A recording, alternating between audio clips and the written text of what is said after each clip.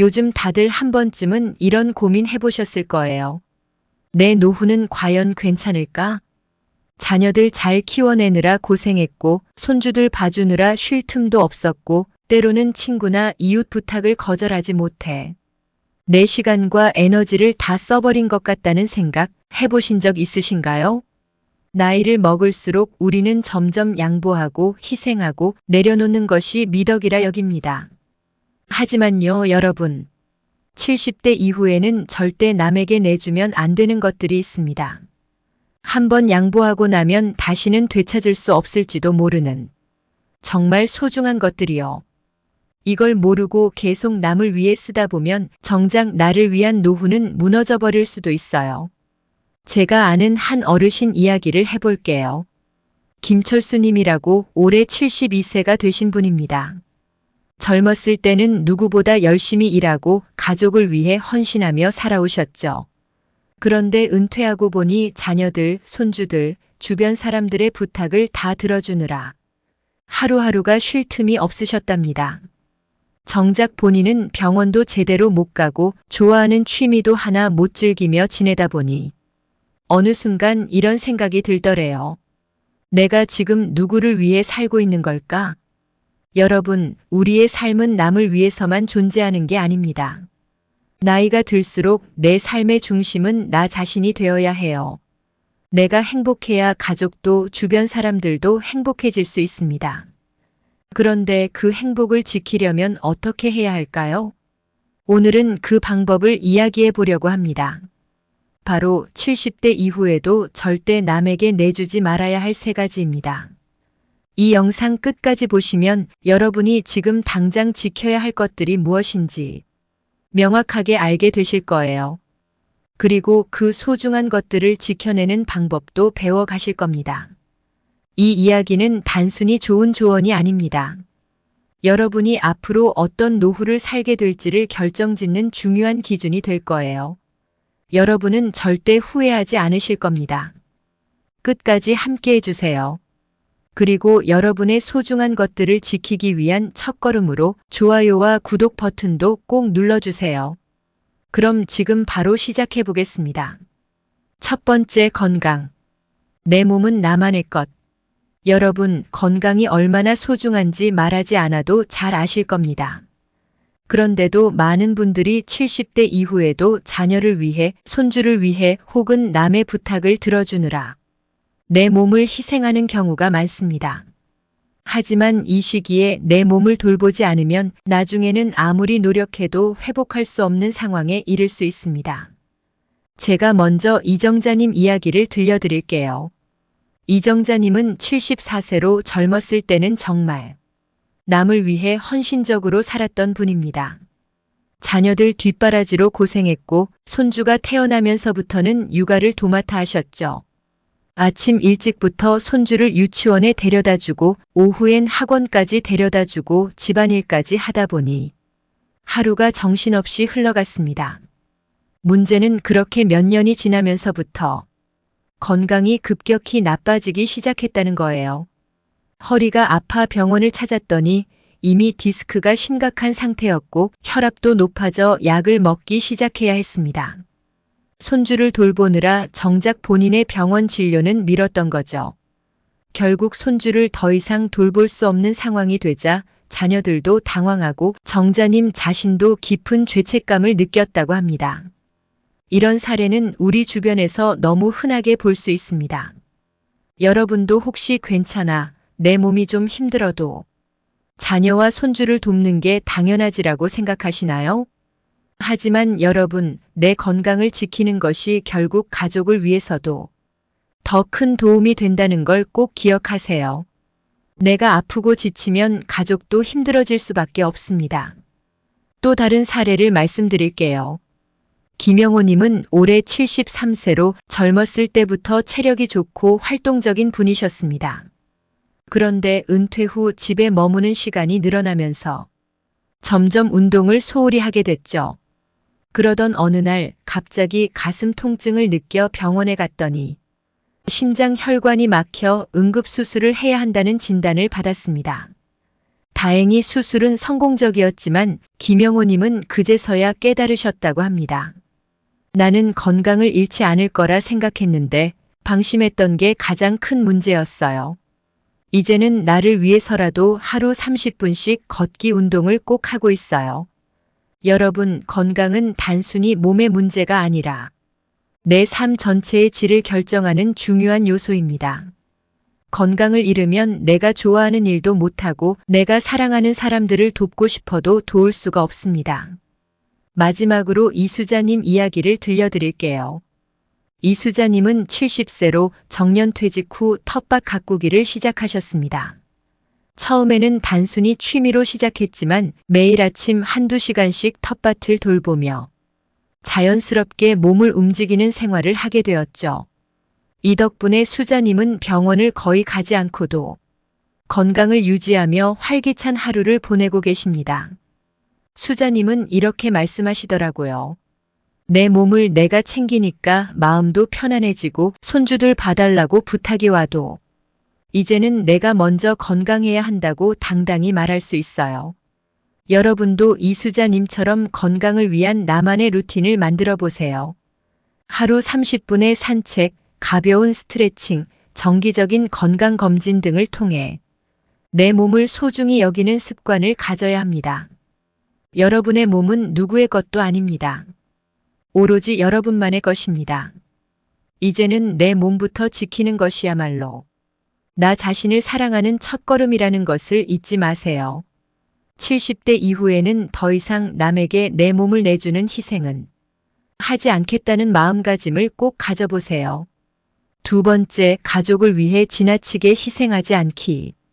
여러분, 가족을 위해 헌신하고 희생하는 것은 우리 세대의 미덕처럼 여겨졌습니다. 자녀를 위해 모든 것을 내주고 그들에게 더 나은 삶을 만들어주고자 노력하는 것은 부모로서 당연한 일처럼 느껴졌죠. 하지만 나이가 들어갈수록 특히 70대 이후에는 이 희생이 오히려 여러분의 삶을 무너뜨릴 수 있다는 걸 꼭 기억하셔야 합니다. 제가 아는 70세 김철수님의 이야기를 해볼게요. 철수님은 은퇴 후 어렵게 모은 노후 자금을 자녀의 사업 자금으로 내주셨습니다. 자녀가 이번 사업만 성공하면 아버지께 보답하겠다라고 말했기 때문에 망설임 없이 돈을 내놓으셨죠. 하지만 사업은 예상치 못하게 실패로 끝났고 철수님은 노후 자금을 잃고 말았습니다. 그 결과는 어땠을까요? 철수님은 그때부터 작은 아파트에서 검소하게 살아가야 했고 경제적 어려움이 커지면서 가족 간의 갈등도 생겼습니다. 자녀 역시 죄책감을 느꼈지만 이미 돌이킬 수 없는 상황이 되었죠. 철수님은 이렇게 말씀하시더군요. 그땐 자녀를 위해 희생하는 게 당연하다고 생각했어요. 하지만 이제는 내 노후를 지키는 것도 가족을 위한 일이라는 걸 깨달았어요. 또 다른 사례를 들어볼게요. 68세 정순자님은 손주의 대학 등록금을 돕고 싶어 본인의 적금을 깨셨습니다. 등록금을 내준 후에는 손주의 생활비까지 지원했는데 정작 본인은 건강검진 비용조차 부담스러워 미루게 되었습니다. 결국 발견이 늦어진 질병으로 수술까지 하게 되었고 이로 인해 정순자님은 자녀와 손주를 도울 수 없는 상황이 되고 말았습니다. 여러분, 희생에는 분명히 한계가 있어야 합니다. 가족을 돕는 것은 중요하지만 그것이 여러분의 삶을 무너뜨릴 정도가 되어서는 안 됩니다. 자녀나 손주를 돕기 전에 반드시 스스로에게 물어보세요. 이게 정말 내가 감당할 수 있는 수준인가? 내가 이 선택을 했을 때 내 노후는 어떻게 될까? 마지막으로 72세 박미숙님의 이야기를 들려드릴게요. 미숙님은 자녀가 어렵다는 말을 듣고 자신의 집을 담보로 대출을 받아 자녀를 도우려 했습니다. 하지만 그 순간 친구의 조언으로 멈추고 다시 생각해 보셨다고 합니다. 친구가 내가 어려워지면 내 자녀도 더 큰 부담을 느낄 거야. 내 삶을 먼저 지켜야 내 자녀도 편안해질 수 있어라고 말했기 때문입니다. 미숙님은 이 말을 듣고 대출을 포기했으며 자녀와 솔직하게 이야기해 다른 방법으로 문제를 해결할 수 있었습니다. 여러분, 내 삶을 지키는 것이 곧 가족에게도 최선의 길입니다. 70대 이후에는 가족을 돕는 것과 내 삶을 지키는 것 사이의 균형을 찾는 것이 정말 중요합니다.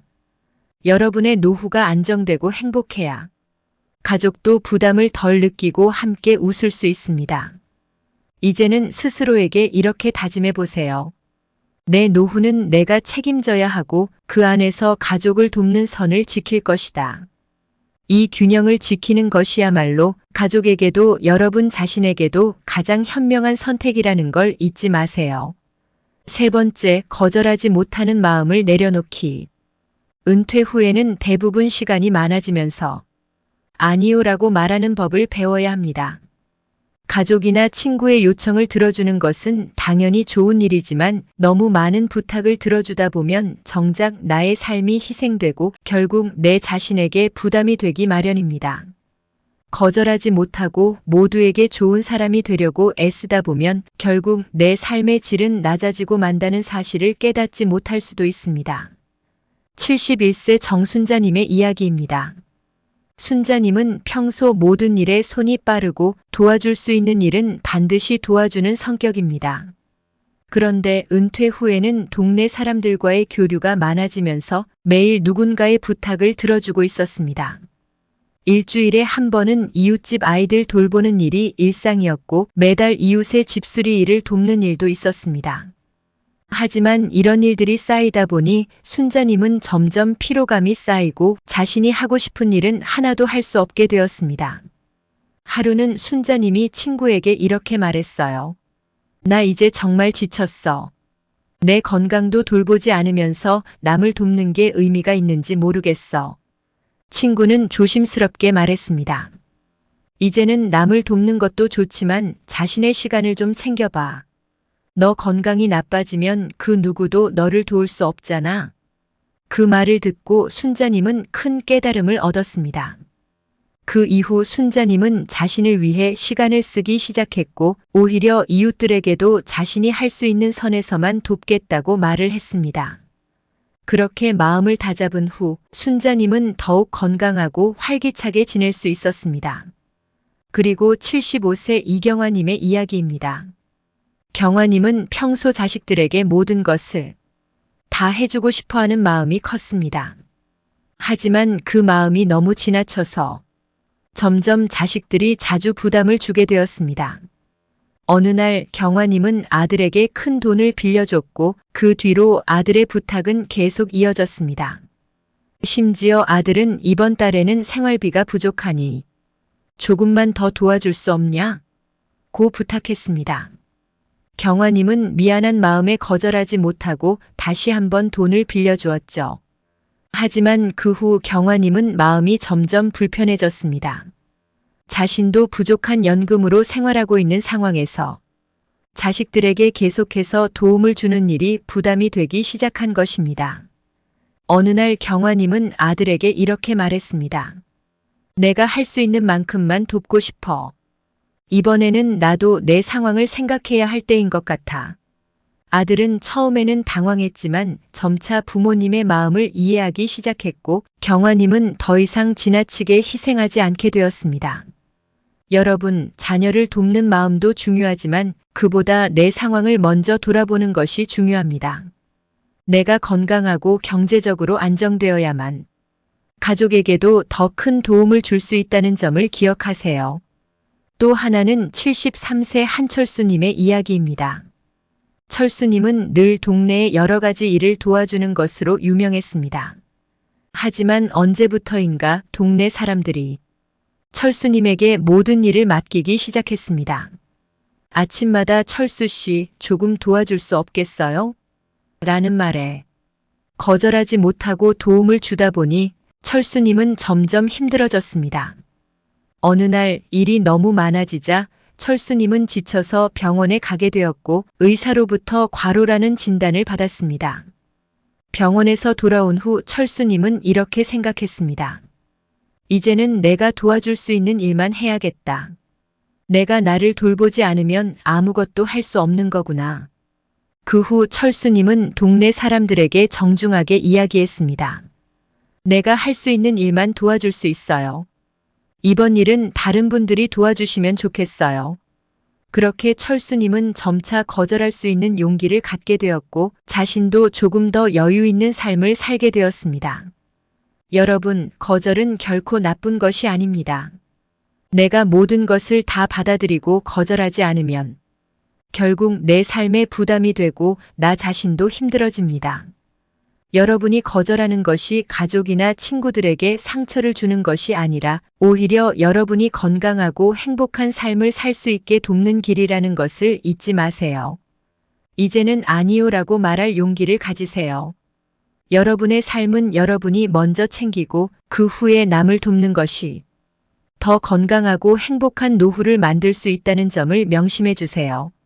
오늘 영상에서 이야기한 3가지 중요한 원칙, 어떻게 느끼셨나요? 여러분이 은퇴 후 행복한 삶을 살아가기 위해 반드시 지켜야 할 점들을 함께 나누며 그 길을 열어가는 방법을 찾을 수 있었으면 좋겠습니다. 건강을 최우선으로 생각하고 나의 삶을 존중하는 것, 그리고 과감히 거절할 수 있는 용기를 가지는 것. 이 모든 것이 여러분의 노후를 더욱 풍성하고 의미 있게 만들어줄 것입니다. 우리 모두는 시간이 지나면서 삶의 우선순위를 조금씩 바꿔야 할 때가 옵니다. 그리고 그때가 바로 내가 진정으로 원하는 삶을 살아갈 기회이기도 하죠. 여러분도 자신의 삶을 더 사랑하고 더 잘 돌보는 데 집중하시길 바랍니다. 오늘 영상이 그 작은 시작점이 되었기를 진심으로 바랍니다. 앞으로도 여러분의 삶을 더 가치 있게 만드는 다양한 이야기들을 나누겠습니다. 언제나 여러분을 응원하고 있다는 걸 잊지 마세요. 여러분의 여정에 작은 도움이 될 수 있기를 진심으로 기원합니다. 다음 영상에서 더 좋은 이야기로 찾아뵙겠습니다. 지금처럼 여러분의 삶을 소중히 여기는 하루하루가 되시길 바랍니다.